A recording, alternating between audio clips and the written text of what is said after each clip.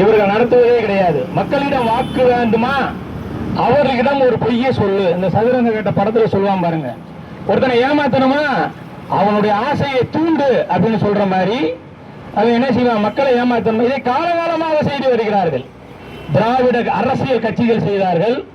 திராவிட அரசியல் கட்சியிலிருந்து மாற்றமாக ஒரு மாற்று அரசியல் வேண்டும் என்று கிட்டத்தட்ட 25 ஆண்டுகளுக்கு மேலாக இந்த தமிழ் மண்ணிலே தமிழ் தேசியவாதிகள் போராடி இருக்கிறார்கள்.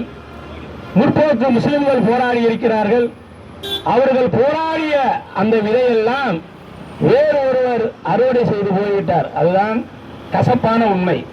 இந்த ஆட்சி மாற்றத்திலே பல சந்தேகங்கள் இருக்கிறது, பல ஆச்சரியங்கள் இருக்கிறது, பல ஏமாற்றங்கள் இருக்கிறது, சிறிய மகிழ்ச்சியும் இருக்கிறது. சொல்லி வச்சாமல் போல் சொல்லியது போல் இந்தியாவினுடைய 3 முதலமைச்சர்களை தேர்தல் ஆணையம் அடிச்சு தூக்கியிருக்கான். அப்படியே சொல்லி வச்ச மாதிரி 3 முதலமைச்சர்கள் கரண்டா இருக்கக்கூடிய வீட்டுக்கு போயிட்டாங்க 3 பேருமே. அது சந்தேகம். முதலமைச்சர் விஜய், சினிமா நடிகராக இருந்த விஜய் முதலமைச்சர் ஆயிட்டாரா? ஆச்சரியம். ஏனென்றால் அதற்கு மத்திய தொகுதி தான் உதாரணம். இங்க இருக்கக்கூடிய எங்கள் கட்சியினுடைய மாநில துணைத் தலைவர் அன்பு சகோதரர் கம்பம் சாதிக் அவர்கள் மத்திய தொகுதியிலே தேர்தலிலே போட்டியிட வேண்டும் என்பதற்காக இங்கே வேட்புமனு தாக்கல் செய்தார். சில காரணத்திற்காக அந்த வேட்புமனு நிராகரிக்கப்பட்டது. ஆனால் 30 ஆண்டுகளுக்கு மேலாக பெரும்பான்மையாக இருக்கக்கூடிய தொகுதி தான் மத்திய தொகுதி. நான் அந்த தொகுதியை தேர்ந்தெடுத்த முறையில் சொல்கிறேன். நானும் தேர்தலில் இங்கே போட்டியிட்டு இருக்கின்றேன். 90,000 வாக்காளர்கள் உள்ள மத்திய தொகுதியிலேயே எல்லா பேரும் நேர்த்தி செஞ்சிருக்கான். 5,000 பேர் தான். 5,000 பேர்ல இருந்து 10,000 பேருக்குள்ளதான் நாம் தமிழர் கட்சிக்கு வாக்களித்த மக்கள். எங்க சகோதரர் போட்டியிடாமே பண்ணிட்டாங்க. பாக்கி இருக்கிற 80,000 வாக்காளர்களுமே 25 பள்ளிவாசலிலே நேர்ச்சி செய்திருக்கிறான். பிடிஆர் பள்ளிவாசலுக்கு தான் நாங்க ஓட்டு போடுவோம் அப்படின்னு. ஆனா ஒட்டுமொத்தமா அவர் வாங்கின ஓட்டு 55,000 ஓட்டு தான். உங்களுக்கு கணக்கு புரியுது? அவங்களுக்கு முஸ்லிம்கள் ஓட்டு 35,000 ஓட்டு காணும். எங்க போச்சுன்னு தெரியல, யாருக்காக போட மாட்டான். அப்ப இதெல்லாம் சந்தேகம். ஒரே ஒரு மகிழ்ச்சி என்னவென்றால், நீங்க பார்த்திருப்பீங்க, சாதாரண மக்களா இருக்கட்டும், இயக்கவாதிகளா இருக்கும், திமுக அதிமுக நாங்க தாங்க, எங்களை தாண்டி யாருமே இல்லைங்க. சாதாரணமா நீங்க ரேஷன் கடைக்கு போனாலும் சரி, காவல் நிலையத்துக்கு போனாலும் சரி, எந்த இடத்துல போனாலும் சரி, ஆளுங்கட்சியா எதிர்கட்சியா உடனே சகல மரியாதை. எவனா ஒருத்தர் ஒரு முற்போக்குவாதியாக உண்மையிலேயே மக்களுக்கு போராடணும்னு சொன்னோம்னா அவன்கிட்ட 1008 கேள்விகள் கேட்பது. இப்படி நாங்க தான் எங்க 2 பேரை வெல்வதற்கு யாருமே முடியாது அப்படின்னு சொல்ற இந்த நேரத்துல அப்படி யாராவது புரட்சிகரமான அண்ணன் சீமான் மாதிரி ஆளுகள், தலைவர் தடாரைய மாதிரி ஆளுகள் வந்து புரட்சிகரமாக ஏதாவது ஒரு அரசியல் பேசி களத்தில் உடனே பிஜேபியோட பி டீம் இப்படி எல்லாம் சொல்லி திரும்ப அதிமுக திமுக இவர்களுக்கு மத்தியிலே ஒரு ஆட்சி மாற்றம் நடந்து இவர்களுடைய வாயிலே நரகளை காட்சி ஊத்தி இருக்கிறார்கள் தமிழக மக்கள். இது ஒரு சின்ன ஒரு மகிழ்ச்சி.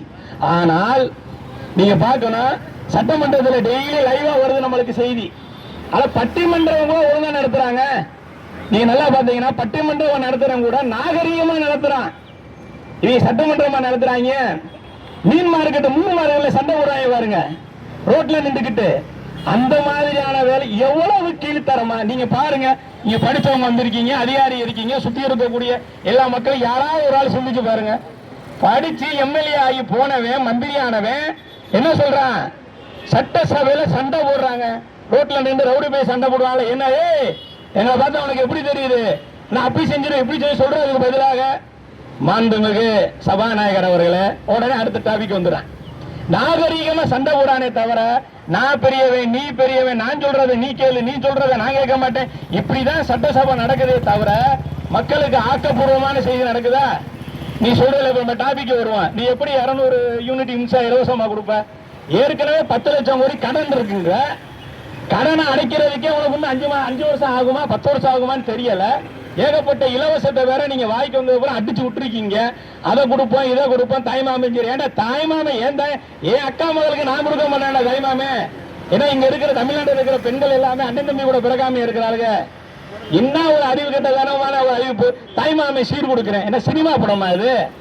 தாய்மாமை சீர் சுமந்து வாராண்டின்னு எல்லா பெண்களுக்குமே அக்கா அண்ணன் தம்பி இருக்கான். அவன் தான் உண்மை ஒரிஜினல் தாய்மாமே. அவன் கொடுப்பான்டா சீர். நீங்க எதுக்கு கொடுக்குறீங்க சரி? எங்க இருந்து கொடுப்பீங்க? கொஸ்டின் அதுதான், எங்க இருந்து கொடுப்ப? தனி விமானத்துல போய் தேர்தல் பரப்புரையில கலந்துக்கிற அளவுக்கு ஒன்றை காசு இருக்கலாம், கையில இருந்து காசு கொடுத்துட்டியா? கடத்தேங்காய் எடுத்து வழிப்பிள்ளையாரு உடைக்கிற கதையை தான் செஞ்சுட்டு இருக்காங்க. கையில இருந்து மூல காசை கொடுப்பான்.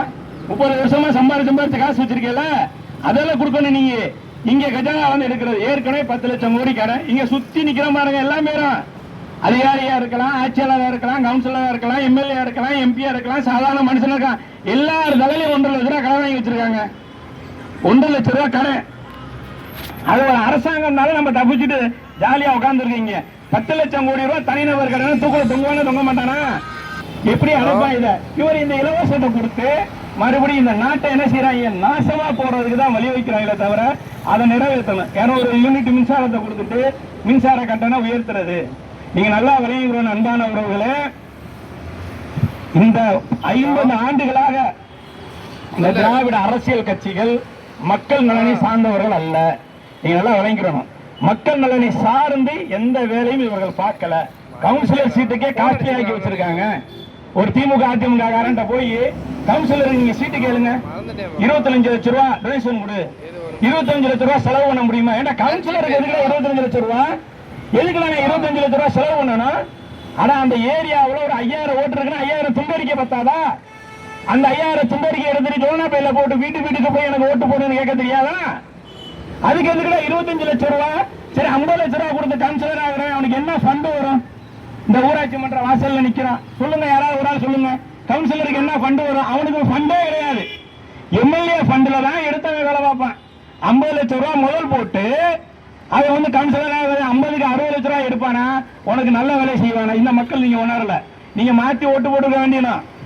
நீங்க திமுகவுக்கு அதிமுக மாற்ற வேணும்னா நீங்க என்ன செஞ்சிருக்கணும்? நாம் தமிழர் கட்சி சூஸ் பண்ணியிருக்கணும். இல்ல அப்படின்னா வேல்முருகன் ஒரு அநியமிச்சு அதை விட்டுவிட்டு 40 வருஷமா சண்டை போடுறான். இந்த சினிமா மாவட்டத்துல இருந்து மக்களை மீட்டெடுக்கணும்.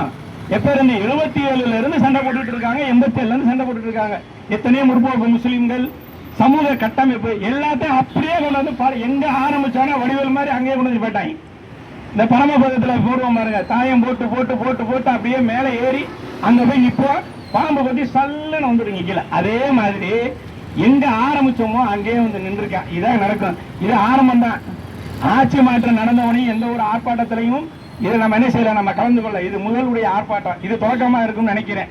பிஸ்மில்லான்னு ஸ்டார்ட் பண்ணிருக்கோம்னு நினைக்கிறேன். இது தொடரதான் செய்யும். சரியா உங்களுக்கு? அதனால வந்து இல்ல 200 யூனிட் தரேன்னு சொல்லிட்டு மின் கட்டணம் ஒசத்தி இருக்கீங்க.